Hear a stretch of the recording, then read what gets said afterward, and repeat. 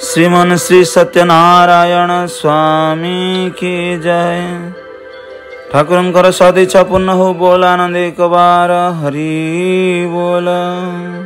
जगत गुरु ठाकुर श्री श्री अभिराम परमहंस देवंक लीला माधुरी। विषय संगदोष। मनीष संगदोष रे पड़ी किपरि खरा बाट को चली जाए। ठाकुरंक लीला रे मनुष्य जन्म होई सुकर्म बा कुकर्म जहा करू पुणी से मनुष्य हेब। सुकर्म उच्च स्तर को जाए, कुकर्म नीच स्तर को जाए। आउ अभिशापग्रस्त हेले पशु कीटादि नाना प्रकार जन्नी रे जन्म हुए।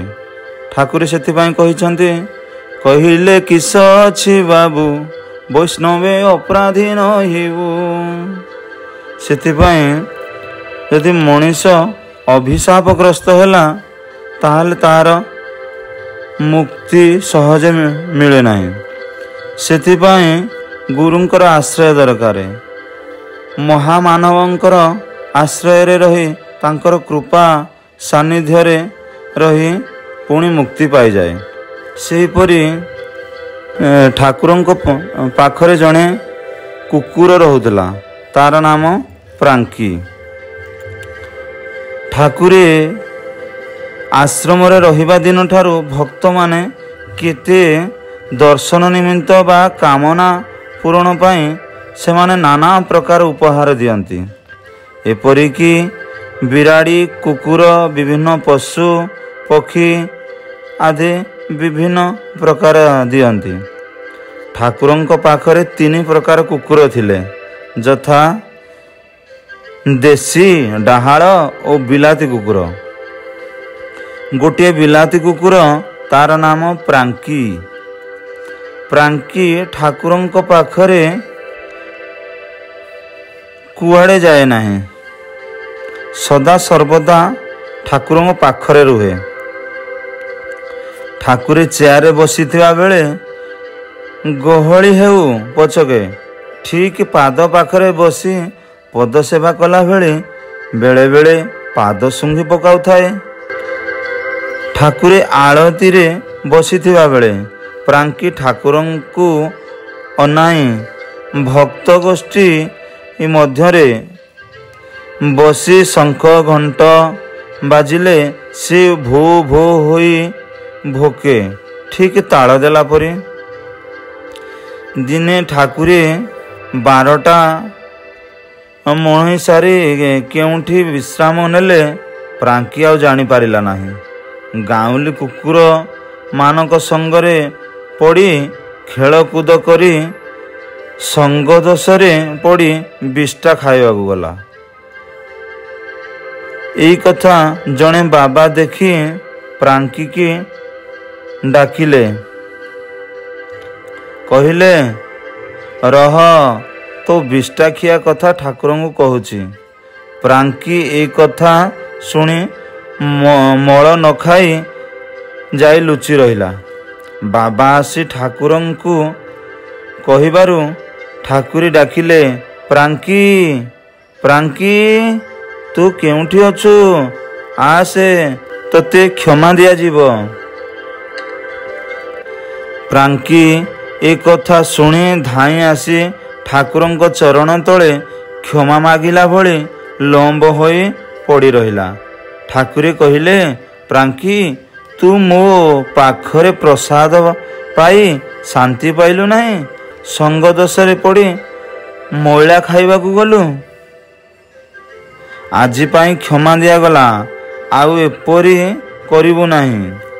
यह शुणी प्रांकी आखिरु लुह धार धार बही गला। ठाकुरंक पाद पाखरे बसी रहिला। सामान्य कुकुर एपरी व्यवहार देखी बाबा माने ठाकुरंकु पचारिले, आज्ञा ए कुकुरर एते बुद्धि ज्ञान आसुची किपरि? ठाकुरे कहिले, पूर्व जन्म रे ए जणे मनुष्य थिला, तार नाम साधु महाजन। ଜାତିରେ ତେଲି। ଦିନକରେ ତା ଘରେ 5 ଜଣ ସାଧୁ ପହଞ୍ଚି କହିଲେ, ହେ ସାଧୁ ମହାଜନ, ଆଜି ତୁମ୍ଭ ଘରେ ମଣୋହି ହେବ। ଏ କଥା ଶୁଣି ସାଧୁ ମହାଜନ ସ୍ତ୍ରୀକୁ କହି ଖାଦ୍ୟ ବ୍ୟବସ୍ଥା କରାଇଲେ। ସାଧୁମାନେ ଭଜନ କୀର୍ତ୍ତନରେ ଲାଗି ରହିଲେ। ଏଣେ ସାଧୁ ମହାଜନ ନିଜର ବ୍ୟବସାୟ ଆୟ ବ୍ୟୟ ହିସାବରେ ଲାଗିଛନ୍ତି। ଏଣେ ସ୍ତ୍ରୀ ରୋଷେଇ ସାରି ସ୍ୱାମୀଙ୍କୁ ଖବର କରିଲେ। ମହାଜନ ଆସି ସ୍ତ୍ରୀକୁ କହିଲେ, ଖାଇବାକୁ ଦିଅ। ସ୍ତ୍ରୀ କହିଲେ, ସାଧୁମାନଙ୍କୁ ଚର୍ଚ୍ଚା ନ କରି ଆପଣ ଆଗ କିପରି ଖାଇବେ? ମହାଜନ କହିଲେ, ଦେଖ, ଏ ହେଉଛି ମୋର ଅର୍ଜିତ ଧନ। ମୁଁ ଆଗ ଭୋଗ ନ କରି କାହାକୁ ଦେବି ନାହିଁ। ସେମାନେ ମାଗିଖିଆ ଲୋକ, ଏ ଦ୍ୱାର ସେ ଦ୍ୱାର କୁକୁର ପରି ପେଟ ପୋଷୁଛନ୍ତି। ସ୍ତ୍ରୀ କଥା ନ ମାନି ନିଜେ ଆଗ ଖାଇ ସାଧୁମାନଙ୍କୁ ଡାକିବାରୁ ସାଧୁମାନେ ଜାଣି ସୁଦ୍ଧା ଆତ୍ମରକ୍ଷାର ଅନ୍ୟ ଉପାୟ ନ ପାଇ ଭୋଜନ କରି ବିଦାୟ ବେଳରେ ସାଧୁ ମହାଜନକୁ କହିଲେ, ମହାଜନ, ତୁମ୍ଭେ ଧନ ଗର୍ବରେ ଆମ୍ଭମାନଙ୍କୁ କୁକୁର କହି ଅଇଁଠା ଖାଇବାକୁ ଦେଲ। ଆର ଜନ୍ମରେ ତୁମେ କୁକୁର ହେବ। ଏକଥା ଶୁଣି ସାଧୁ ମହାଜନ ତା ସ୍ତ୍ରୀ ଚମକି ପଡ଼ି ଯେମିତିକି ମୁଣ୍ଡରେ ବଜ୍ର ପଡ଼ିଗଲା। ସାଧୁମାନଙ୍କ ପାଦ ତଳେ ପଡ଼ି ରହିଲେ, ଆମ୍ଭେ ଅଜ୍ଞାନରେ ଏପରି କଲୁ, ଆମକୁ କ୍ଷମା କରିଦିଅନ୍ତୁ ହେ ସାଧୁ ମହାତ୍ମା। ସାଧୁ ମାନେ କହିଲେ, ମା, ତୋର କିଛି ଦୋଷ ନାହିଁ। ତୁମେ ଆର ଜନ୍ମରେ ଜଣେ ମହାମନୁଷ୍ୟ ହୋଇ ଲକ୍ଷ ଲକ୍ଷ ପ୍ରାଣୀଙ୍କର ଜଞ୍ଜାଳ ବୁଝିବ, କିନ୍ତୁ ଏ ସାଧୁ ମହାଜନ କୁକୁର ହେବ। ସାଧୁ ବାଣୀ ଅନ୍ୟଥା ହେବ ନାହିଁ। କେବଳ ଏତିକି, ତୁମେ ତୁମର ଭୁଲ ଅନୁତାପ କରିଥିବା ହେତୁ ତୁମେ ଆର ଜନ୍ମରେ କୁକୁର ହୋଇ ଜଣେ ବଡ଼ ଲୋକ ଘରେ ରହିବ। ମର୍ତ୍ତ୍ୟରେ ଭଗବାନ ଜନ୍ମ ହୋଇ ନାମ ପ୍ରଚାର କଲାବେଳେ ତୁମେ ଯାହା ଘରେ ଥିବ ସେ ଠାକୁରଙ୍କ ଭକ୍ତ ହୋଇଥିବା ହେତୁ ତୁମକୁ ତାଙ୍କ ପାଖରେ ଛାଡ଼ି ଆସିବେ। ତୁମେ ଠାକୁରଙ୍କ ପାଖରେ ରହି ପ୍ରସାଦ ପାଇ ସନ୍ନ୍ୟାସମାନଙ୍କ ସ୍ନେହ ପାଇବ। ଠାକୁରଙ୍କ ପାଦ ପାଖରେ ବସି ଠାକୁରଙ୍କ ବାମ ହସ୍ତ ତୁମ ମୁଣ୍ଡରେ ବୁଲାଉଥିବେ। ଏହିପରି ତୁମେ ତାଙ୍କ ପାଖରେ ରହି ଶେଷ ପ୍ରାଣ ତ୍ୟାଗ କରି ପୁଣି ମନୁଷ୍ୟ ଜନ୍ମ ହୋଇ ଏହି ହରାଇଥିବା ଧନର ଅଧିକାରୀ ହେବ। ଆମେ ଏହି ଠାକୁରଙ୍କ ଲୀଳାରୁ ବୁଝିଲେ ଯେ ସଙ୍ଗ ଦୋଷରେ ପଡ଼ି ନିଚକୁ ଚାଲିଯାଏ। ସେହିପରି ଯେମିତି ମହାବଳଶାଳୀ ରାବଣର ଭାଇ କୁମ୍ଭକର୍ଣ୍ଣ ମହାଜ୍ଞାନୀ ଥିଲା।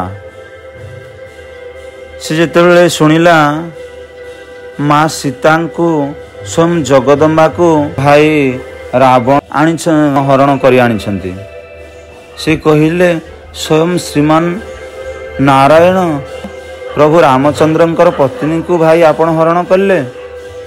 ଏହା ଜାଣି ମଧ୍ୟ ସେ ରାବଣର ପକ୍ଷ ନେଲେ। ହେଲେ କ'ଣ ହେଲା ନା, ଶେଷରେ ପ୍ରଭୁ ରାମଚନ୍ଦ୍ରଙ୍କ ହସ୍ତରେ ବିନାଶ ହେଲେ ପରମ ଭକ୍ତ ବିଭୀଷଣ ସେ ଜାଣିଥିଲେ ସ୍ୱୟଂ ରାମଚନ୍ଦ୍ର ପ୍ରଭୁଙ୍କର ଅବତାର। ସେଥିପାଇଁ ସେ ରାବଣ କଥାରେ ନ ପଡ଼ି ରାବଣ ସଙ୍ଗରେ ନ ରହି ପ୍ରଭୁଙ୍କ ସଙ୍ଗରେ ରହି ପ୍ରଭୁଙ୍କ ସପକ୍ଷରେ ଯୁଦ୍ଧ କଲେ। ଶେଷରେ ବିଜୟ ଟୀକା ପିନ୍ଧି ଲଙ୍କାଗଡ଼ର ରାଜା ହେଲେ। ଆମେ ଠାକୁରଙ୍କର ଏହି ଲୀଳାରୁ ବୁଝିଲେ ଯେ ଯିଏ ଯେଉଁପରି ସଙ୍ଗ କରିବ ସେ ସେହିପରି ଫଳ ଫଳ ପାଇବ। ସେଥିପାଇଁ କୁହାଯାଇଛି, ଯେଉଁ ସଙ୍ଗ କଲେ ସେ ରଙ୍ଗ ଲାଗିବ, ଭାଲୁ ସଙ୍ଗ କଲେ ରାମ୍ପଡ଼ା ଖାଇବ, ଚୋର ସଙ୍ଗ କଲେ ହାଜତକୁ ଯିବ, ବେଶ୍ୟା ସଙ୍ଗ କଲେ କୂଳ ବୁଡ଼ାଇବ। ଆରେ ସଙ୍ଗ ଦୋଷ ପରାଇ, ମୋର କାହା ସଙ୍ଗେ ସଙ୍ଗ ନାହିଁ, ମୋର କାହା ସଙ୍ଗେ ସଙ୍ଗ ନାହିଁ, ମୋର କାହା ସଙ୍ଗେ ସଙ୍ଗ ନାହିଁ। ଅର୍ଥାତ୍ ଯେ ଯେଉଁ ସଙ୍ଗ କରିବ ସେ ସେହିପରି ଫଳ ଲାଭ କରିବ। ଠାକୁରୀ ଲେଖିଲେ, ମାଛି ଯଦି ହେବୁ ବସିବୁ ମଳରେ, ଭୁଞ୍ଜୁଥିବୁ ନିତ୍ୟ ପୋଚରା ଫଳରେ, ଶେଷରେ ପୋଚରା କୁଣ୍ଡ ହେବ ଲୋଡ଼ା, କାଳର ହସ୍ତରେ ପାଇବୁ ଜାବଡ଼ା। ଆସିବ ସମନ ପୁରରୁ ୱାରେଣ୍ଟ, ଜାମିନ ନଥିବ ହେବୁ ଛଟପଟ, ଦମ୍ଭ ବଳ ଗର୍ବ ସବୁ ଭାଙ୍ଗିଯିବ, ଏ ବଡ଼ ଲୋକିଆ ପଣ କି ରହିବ, ଯାବତ ଚନ୍ଦ୍ରାକେ ଲଭିବୁ ଯନ୍ତ୍ରଣା, ଆଉ ଦେବାକୁ କେ ନଥିବ ମନ୍ତ୍ରଣା। ଏଣୁ ମୋର କଥା ମାନ ମନ ଭୂପ, ସେ ପାଦ ପଦ୍ମରେ ହୁଅ ତୁମ ଧୂପ। ସେଥିପାଇଁ ଆମେ ସବୁବେଳେ ପ୍ରଭୁଙ୍କର ପାଦ ପଦ୍ମରେ ସଙ୍ଗ କରିବା। ଆହୁରି ଜଗନ୍ନାଥ ଦାସ ମଧ୍ୟ ଭାଗବତରେ ଲେଖିଲେ, ଉତ୍ତମ ସଙ୍ଗେ ସଙ୍ଗ ଯାର, ସେ କରେ ଉତ୍ତମ ବ୍ୟବହାର। ଯିଏ ଯେଉଁପରି ସଙ୍ଗ କରିବ ସେ ତାର ଆଚରଣ ମଧ୍ୟ ସେହିପରି ହେବ। ସେଥିପାଇଁ ଆମେ ସବୁବେଳେ ସତ୍ସଙ୍ଗ କରିବା, ସାଧୁ ସଙ୍ଗ କରିବା।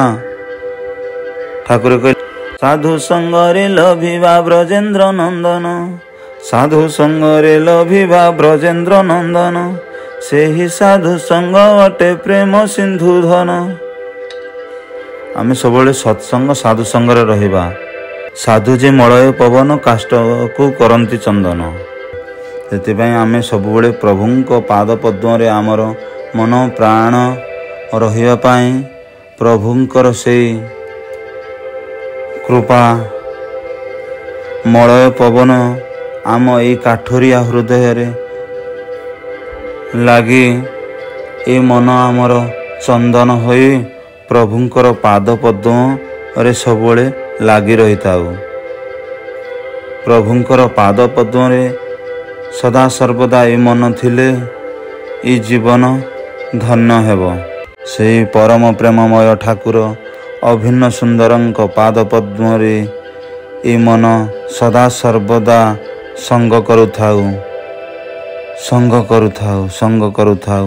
ଜୟ ଶ୍ରୀ ସତ୍ୟନାରାୟଣ ସ୍ୱାମୀ କି ଜୟ। ଠାକୁରଙ୍କର ସଦିଚ୍ଛା ପୂର୍ଣ୍ଣ ହେଉ। ବୋଲ ଆନନ୍ଦ ଏକ ବାର। ହରି ବୋଲ, ହରି ବୋଲ, ହରି ବୋଲ।